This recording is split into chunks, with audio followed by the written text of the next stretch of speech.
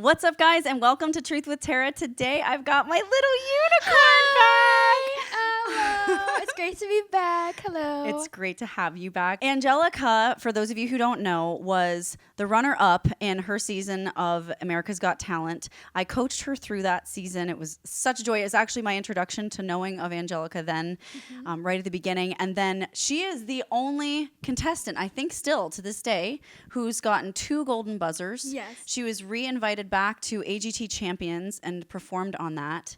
And who knows what the future holds for Angelica and reality TV, but I have a feeling that there will be many more opportunities for her little light to shine. So I wanted to bring her on today to talk about the AGT experience, the behind the scenes that no one really knows about, your experience growing up with being a little girl with a big voice, right? And just kind of giving our audience who knows and loves you and those who know me as a coach a little bit of your perspective of your experience as a singer. Angelica, you have had a lot of health issues in your little young life. I know. You're 15 now? Yes. Yeah, so tell us about, I think your mom gave you a kidney. Yes. And there's this whole dramatic story about Angelica, like even being here with us today. So not only is she an overcomer in vocal competition, but she's actually a living, breathing miracle. Tell us about what you struggled with health-wise. When I was 4 years old, I had double pneumonia and I went through septic shock. Oh my So gosh. that led to kidney failure and I had to be in a coma for like 12 days.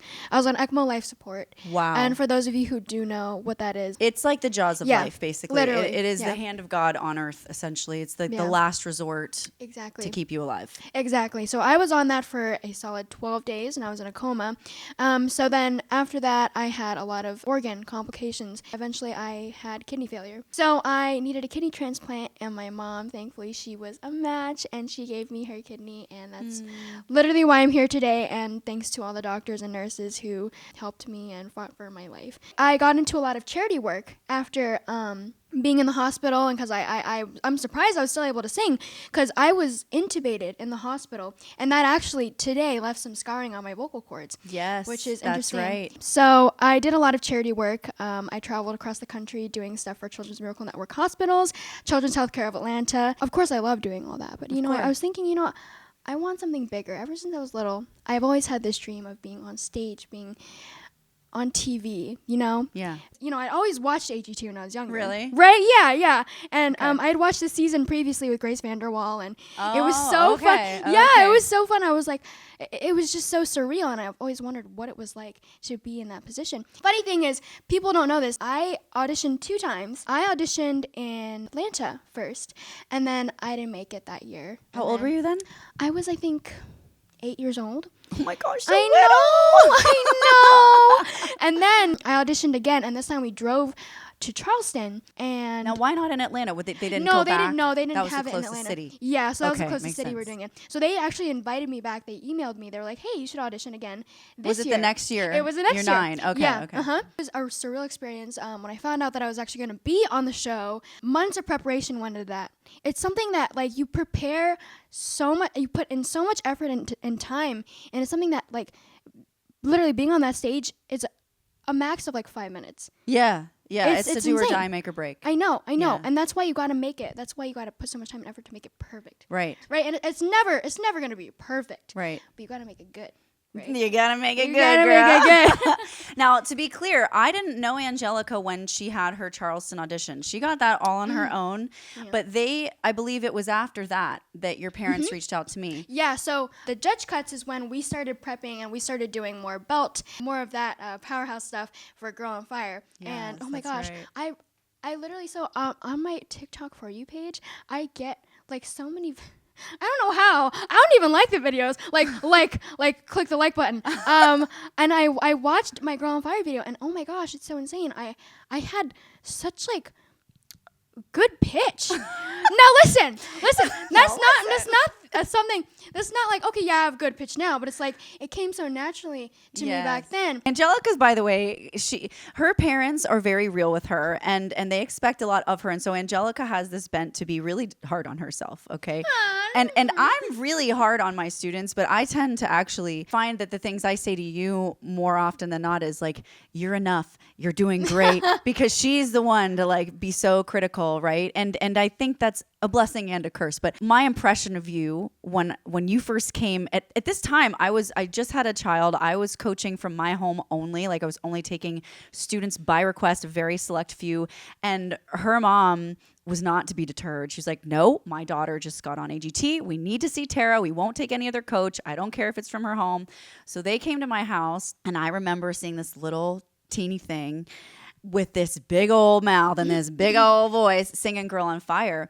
And it was almost like your voice was almost too big for your body. Like so big for your body. I think for me, my impression for you in that moment was, wow, you know, she's got a 0 to 100 thing going on. And I could tell you were trained. Like you had a coach before you met with me, but it was very much more like classical or mixy. You were very much in the mix, which is great, but the competitiveness of that show required you to belt, to riff and run, to hit high notes, maybe even to do some head voice, almost whistle stuff. Right.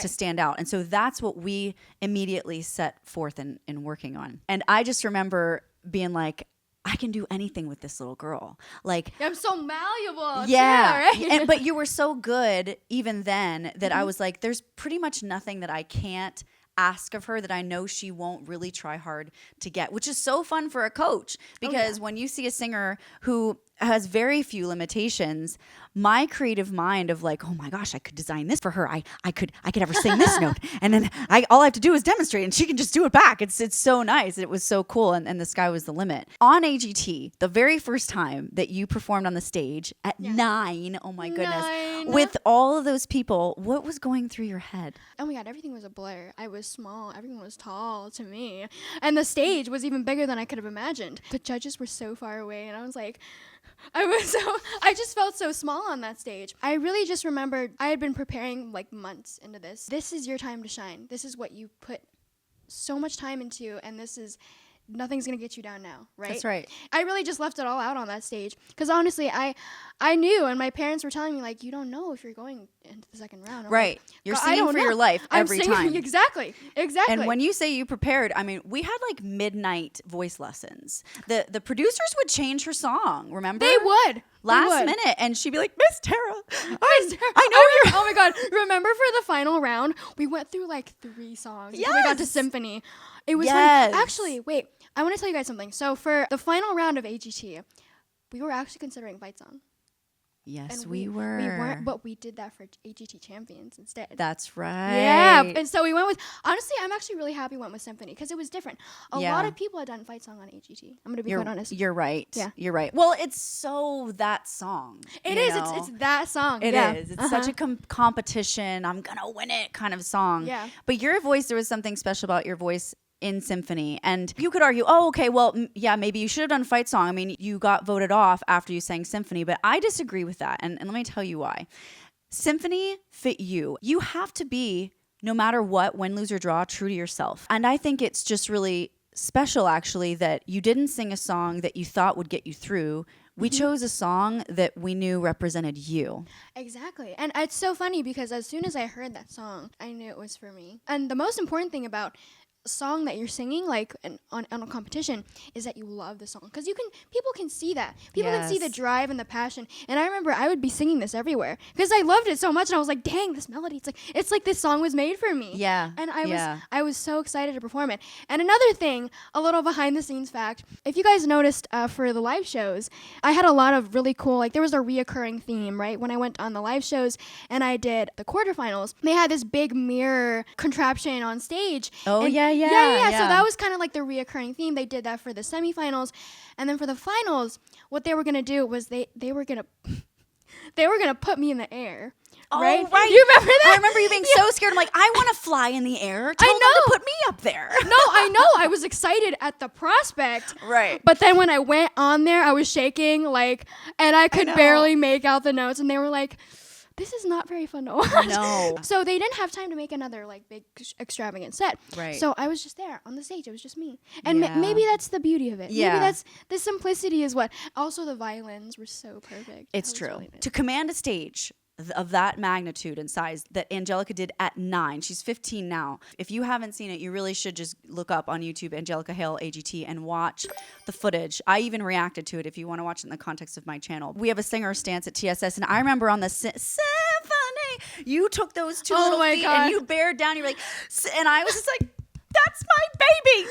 Yes. No, like I always, that was like my comfort stance too. Like, like I would always be like, 1 foot back, 1 foot forward. You gotta, and then you would just, and I would bend. I'd always have this little, yes, with your finger. Oh, so cute. Okay, so Angelica, after AGT, you pretty much traveled the world until COVID hit. Doing all sorts. I mean, you met with David Foster. You did a lot of high profile gigs all over the world. Yes, you're Got some serious frequent flyer miles out of it. Oh, right? Yeah. Oh, yeah. Tell me about how it was then singing for more of an intimate, not competition performance environment where you were being paid to be there. So when you're in the competition mindset of AGT, it carries on to your more leisurely performances where you're not competing. And so hard to turn it off. Exactly. I was still very in that zone. Like I always had to be like, okay, you have to reach the same level you were when you were on AGT. You have to know your limits. And when I was little, I didn't think I had any, right? Until I got into like really performing, and then I always had, I was like you said, I was always very hard on myself. Yes. And that was still very hard on myself. And that's something I'm working on. Yeah. But I learned the hard way. I definitely did. I've had my fair share of performances that I wasn't very happy with at all, and where I just didn't meet my expectations, or I think really just like bring what I wanted to the table. And that's what you got to know. You're going to have your bad days. You're going to have fair share of mess ups. Yeah. But you always got to learn from them. I love you for so many reasons, but one of the reasons is because you're so willing to be honest and vulnerable and authentic to people listening. Because like, it's really easy to see a come up, and it's really easy to stay within that realm of success on your end as far as conversation is concerned, and like, oh, I've done this, but just even recently, Angelica, I know you won't mind talking about this, but we were training Angelica for an audition for a new Broadway musical coming up that she had already been a part of the table read for. Now, I will say that, like, I don't know, 5-6 years ago, I did mention to Angelica how she should take dance lessons. Oh, goodness. Here we go. I love you. But because she's an amazing singer, right? But when you talk about Broadway, right, it goes like this. If you're a singer, you go to the singing audition, and then the callback is usually dance. And that's where the dancers eat you alive. And I'm like, if you want to do Broadway at some point, honey, you got to take dance lessons. Well, I love you. Okay. But recently, she made it, obviously. She'd done the table read. They loved her voice. But let's just say that you what always... happened? Tell us. So mean. You're so mean. Oh my God. So let's just say, in short, you can't just prepare like a week in advance and expect to be good. Like, no, that's not how it works. It's not. In other words, Miss Tara was right. Miss Tara was always right. Okay. In other words, we're going to be taking dance because she probably could have gotten that part, right? Had she been able to get through the dance. Because look, the counts of 8s are super fast when you're in a Broadway audition. And that's the problem. It's not that Angelica's not coordinated, but the speed of learning those counts of 8 is extremely competitive. And that's where dancers or singers who dance have that edge. So there are moments like that where, and we joke, but these are things that we want you guys to know as listeners. Like, if you excel at something, great, continue to work that, but also work on the things in that sphere, not just but the left of center of it, like the dance, like the acting, the writing. If you're going to be an actor, learn to sing, learn to dance. If you're going to be a dancer, learn to sing, learn to act. You got to be a triple threat. Yeah. And at 15 already, Angelica plays piano. She writes. She sings. She actually even records some of her own covers at her own home studio. So there's a technical aspect involved that she's learning, which I'm super proud of. Check out my channel. Yes. And by the way, if you're not subscribed to Angelica's YouTube channel, as an aside, please check her out and follow her on all platforms. By supporting her, you're supporting me too. So if you love me, do it. Thank you.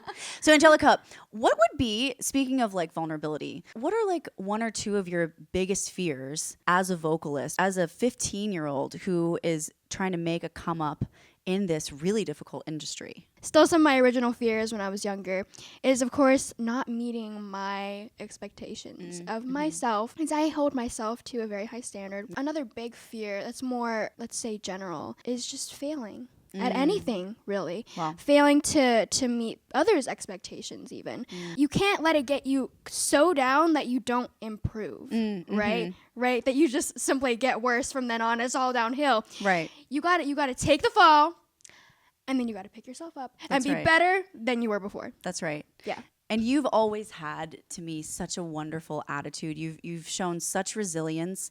I mean, you've struggled with kind of like allergies, acid reflux, the coughing. I know. I feel like the world is out to get me right now. It's insane.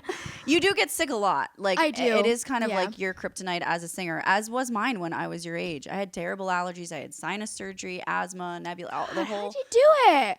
I think it's just a lot of singers. It's their kryptonite. I don't know why, but it's something. I think that's like the thing that you need the most. Your voice is your instrument, and it's like amplified. Like maybe you got sick all the time when you're little, but you never thought about it. But now that it's like now you're using it. Now that you're actually like using exactly. Yeah, vocal health and vocal hygiene is a huge thing, and actually that's something interesting to talk about because you have pretty good vocal hygiene, and I see all the accoutrements and oh my god, you should things that have you seen take. the bag I brought with me today. Yeah. It was like a huge duffel bag. I'm looking at it right now, actually.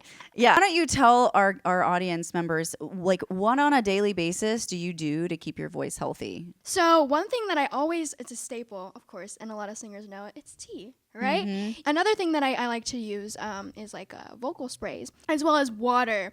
If you don't like tea, if you don't like sprays, if you think that's nasty, grow up. I'm just kidding. I'm kidding.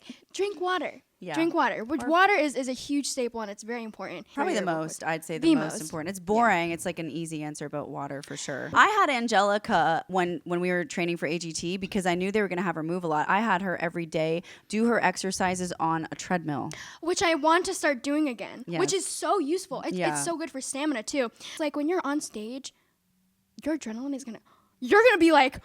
Yeah, you do need to learn breath. how to sing through that. It is a breathlessness. The heart pounds. It's very similar to any kind of sporty cardiovascular activity. So, Angelica, you're 15. By 18, what do you hope to have accomplished? Like, these are not have-tos, but these are just like big, hairy, audacious goals. If nothing was in your way, like, what would you love to have said, I've done this by 18? Well, thank you for asking because I've been thinking about it a lot lately. Good. I'm literally going into junior year this year, which is crazy. I know. Stop.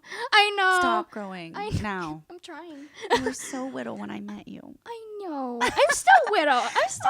Please stay little. I'm trying. So I want to be able to come out with a full-length album before I'm 17. Okay, before even 18, a full length. So Yeah. what's full length for you? How many songs? So I noticed that a lot of songs in people's albums, they have a lot of filler songs, which I Yes, don't like. I know. So I want to have at least, I'd say 10. Okay. 10 good, 10 solid bangers. songs. Because I used to write a lot. If you see on my Spotify, you can check. I have some originals that I wrote, I think 4 or 5, which are okay for like someone who wrote them at like a 7 and 9, but they're not. Can you say that again? You have songs on Spotify that you wrote when you were 7 and 9. Yes. Can you say that?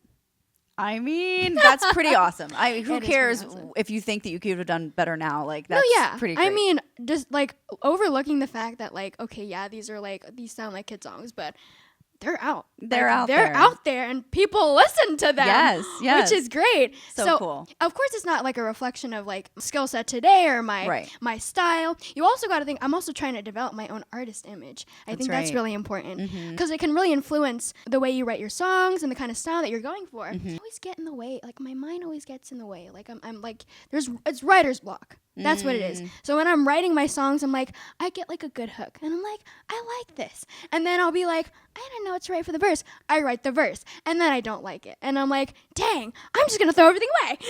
There's no saving it. I know. And it's just like, I think that's So you're a hook writer. I'm a hook writer. You're the same as me. Yeah. Same girl. I know. It's so much easier too. Yeah. So we need to pair you with a lyricist who can write great verses. When writing smart like that is important, knowing your strengths and then transferring your weaknesses to someone else who's that's their strength is really a huge asset. And I didn't know that you were a hook writer until just now. Oh, wow. Yeah, I'm also learning to do more chord progressions and starting with that as well. Nice. I always had a huge pride and ego when I was little. And I still do now, which I'm trying to work on, okay?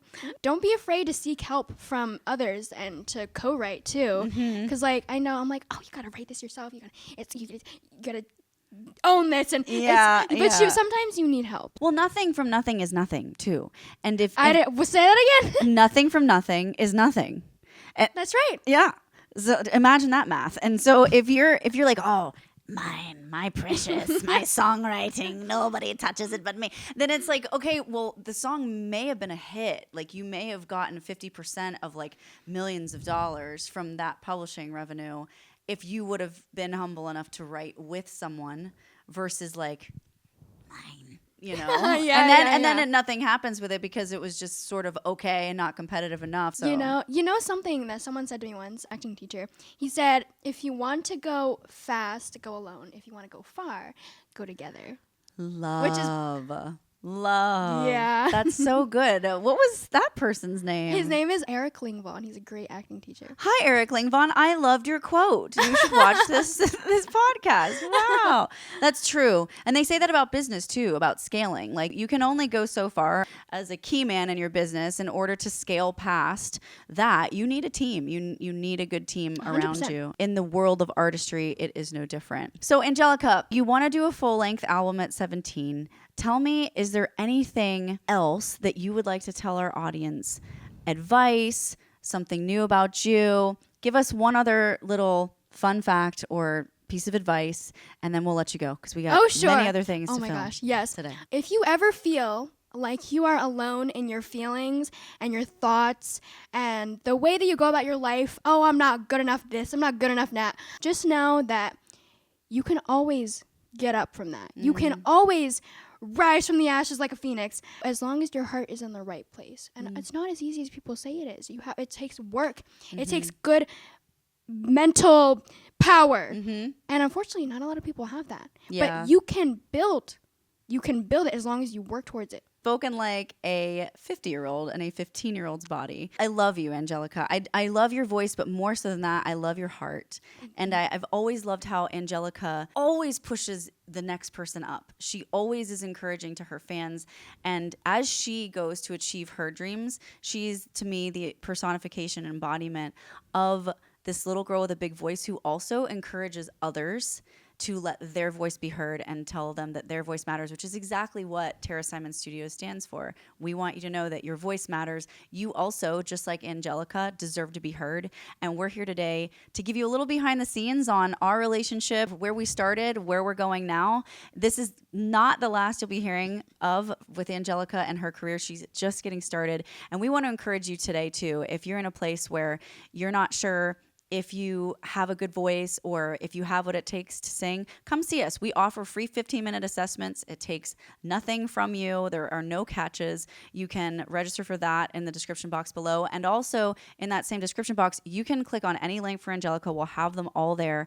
Follow her, support her, stream her music. There's just so much more to come for Angelica, but yet she's so young and accomplished so much. And I'm so proud of you. Thank you for being on the show today. Thank you for having me. I love you. I love you more. Bye, guys. We'll see you on the next one. Bye.